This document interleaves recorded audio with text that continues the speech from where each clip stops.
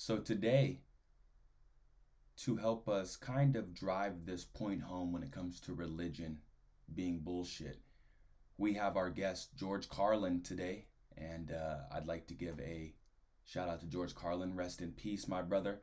He is an OG in the comedy industry, if you guys don't know who he is, and he had a bit on religion, and basically he just goes in, and it's funny, it's entertaining, but it's also very truthful. This is why comedy is such a great art. So without further ado, it's a 10-minute video, so I hope you guys enjoy. Let's react to George Carlin. Religion is bullshit. And I already agree. Here we go. But in the bullshit department, a businessman can't hold a candle to a clergyman. Because I got to tell you the truth, folks. I got to tell you the truth. When it comes to bullshit, yep, big time, major league bullshit, right, you have to stand in awe of the all-time champion of false promises and exaggerated claims, religion. No contest. Here we go. No contest. Here we go. Listen to the crowd, too. The crowd. Listen to the crowd. That's energy. They sound like they with it. Religion easily has the greatest bullshit story ever told. Think about it. Religion has actually convinced people that there's an invisible man living in the sky who watches everything you do every minute of every day. And the invisible man has a special list of 10 things he does not want you to do. And if you do any of these 10 things, he has a special place full of fire and smoke and burning and torture and anguish where he will send you. First of all, invisible man, invisible virus. Seems like this invisible theme is very powerful when it comes to control. So yeah, I love it. I love it. To live and suffer and burn and choke and scream and cry forever and ever till the end of time. But he loves you. I gotta pause it right there. That's what we talked about this morning in the video. If you're looking at this, we dropped a video this morning on our walk just talking about religion, and just to hit the nail home, I just needed to bring Carlin here. But all these rules, 10 commandments, all of these rules, you have to follow them in order to get to this next level, in order to get to heaven. And if you don't follow them, you're going to the fiery pits of hell.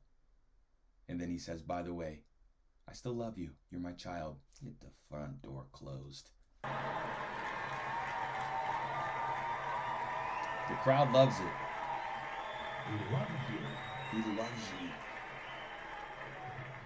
you. He loves you and he needs money.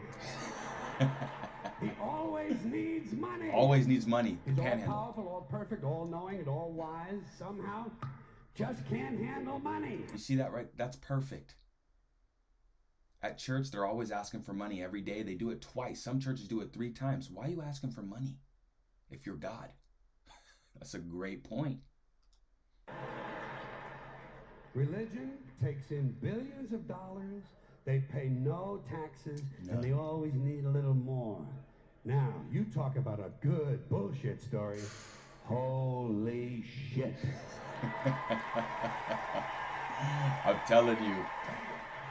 This guy's the GOAT. This guy is a GOAT. But, thank you very much.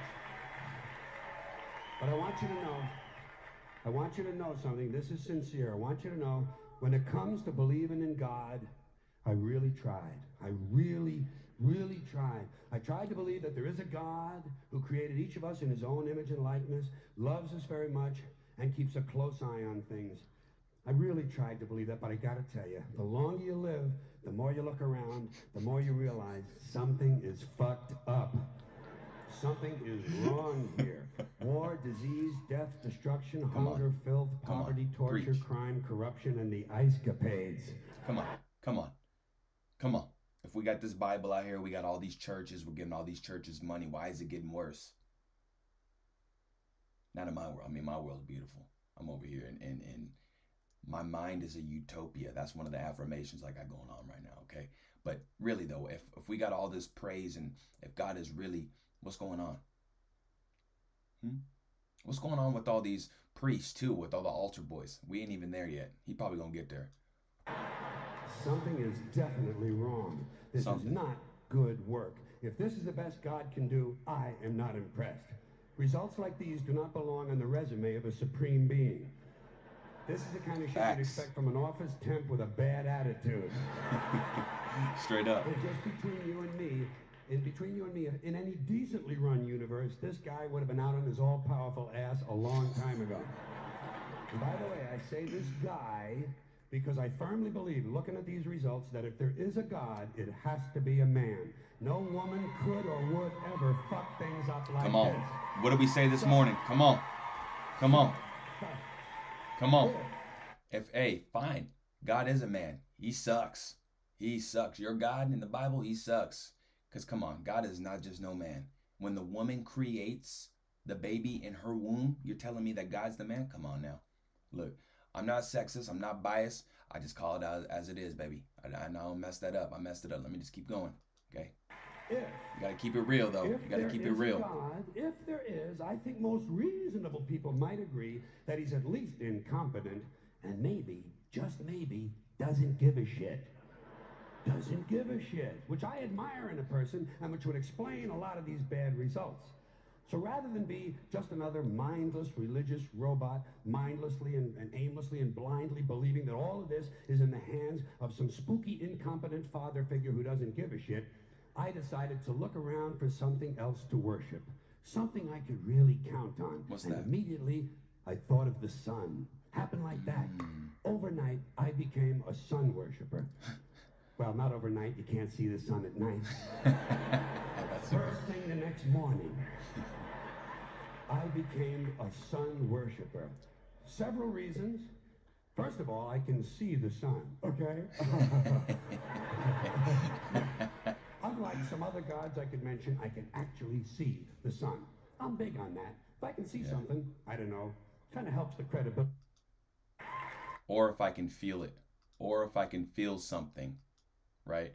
I don't know what just happened there. Sorry. So every day I can see the sun as it gives me everything I need. Heat, light, food, flowers in the park, reflections on the lake, an occasional skin cancer. But hey, at least there are no crucifixions, and we're not setting people on fire simply because they don't agree with us. Is anybody, you guys hearing this? I'm telling you, this is just a magnificent way to kind of talk about this topic. Sun worship is fairly simple. There's no mystery, no miracles, no pageantry. No one asks for money. There are no songs to learn. And we don't have a special building where we all gather once a week to compare clothing.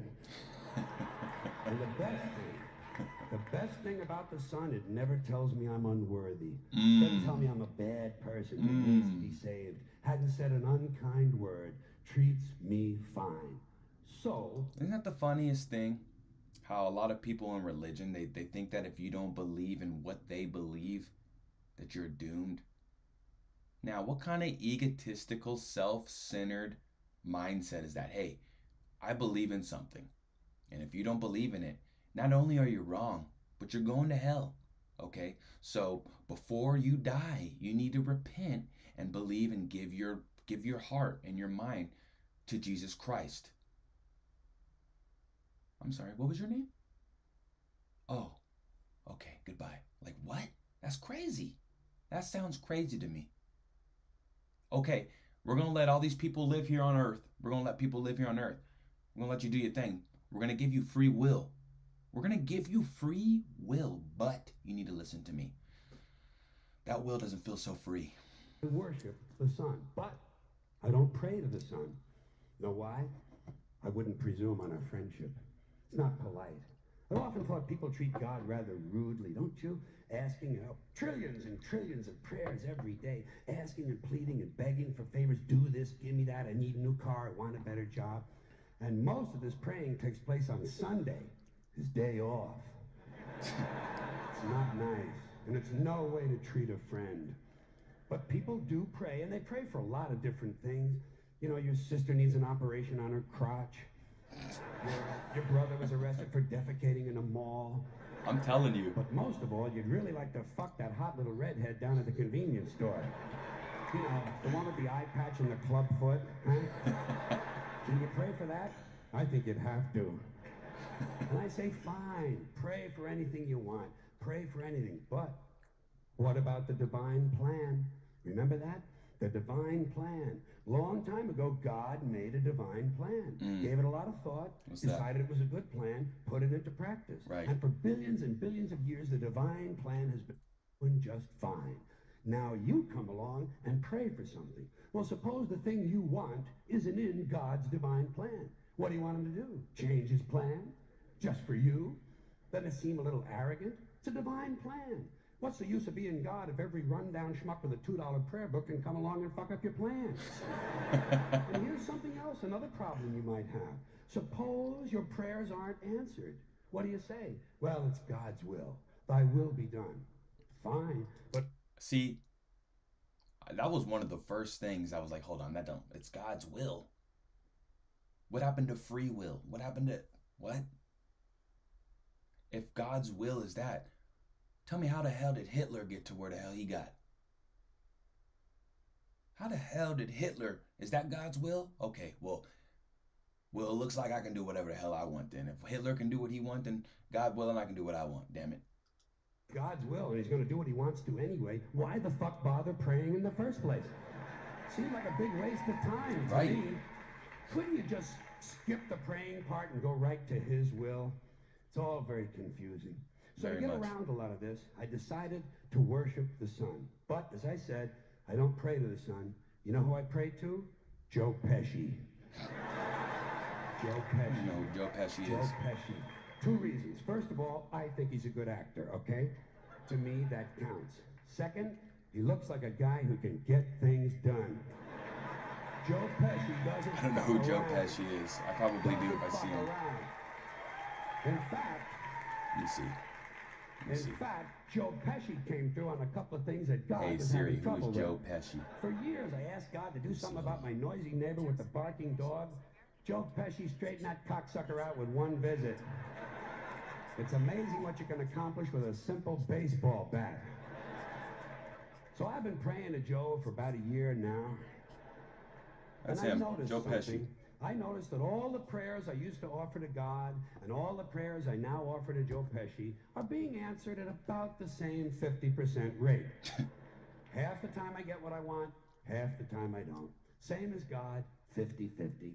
Same as the four-leaf clover and the horseshoe, the wishing well and the rabbit's foot. Same as the mojo man. Same as the voodoo lady who tells you your fortune by squeezing the goat's testicles.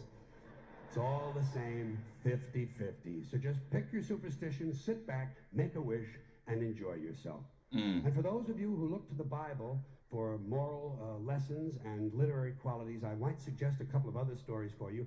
You might want to look at the Three Little Pigs. That's a good one. Has a nice, happy ending. I'm sure you'll like that. Then there's Little Red Riding Hood, although it does have that X-rated part with a big... So right now he's really breaking it down and saying, hey, you guys believe in the Bible, might as well just believe in these too. Just kind of, you know, dumbing down the Bible. Well, actually eats the grandmother, which I didn't care for, but... And finally, I've often always drawn a great deal of moral comfort from Humpty Dumpty. The part I like the best, all the king's horses and all the king's men couldn't put Humpty Dumpty back together again. That's because there is no Humpty Dumpty and there is no God. None, not one, no God, never was. In fact, I'm gonna put it this way. If there is a God, may he strike this audience dead. See, nothing happened. Nothing happened. Everybody's okay. Right. All right? Tell you what. I'll raise the stakes. I'll raise the stakes a little bit. If there is a God, may he strike me dead. See? Nothing happened. Oh, wait. Got a little cramp in my leg. And my balls hurt. Plus, I'm blind. Oh, now I'm okay again. Must have been Joe Pesci, huh? God bless Joe Pesci. Thank you all very much. Joe bless you. Thank you very much. I appreciate it. So, you know, just a great way to just kind of talk about religion I just thought it was a very just friendly way to talk about it. Yeah, what do you guys think though? What do you guys think about this? I've watched this a long time ago.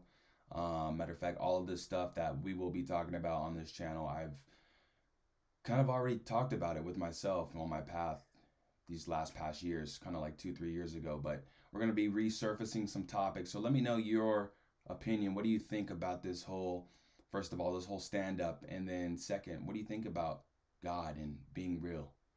Is God real? Is God somebody outside of us that's calling the shots? Or is God maybe something that is more so within each of us?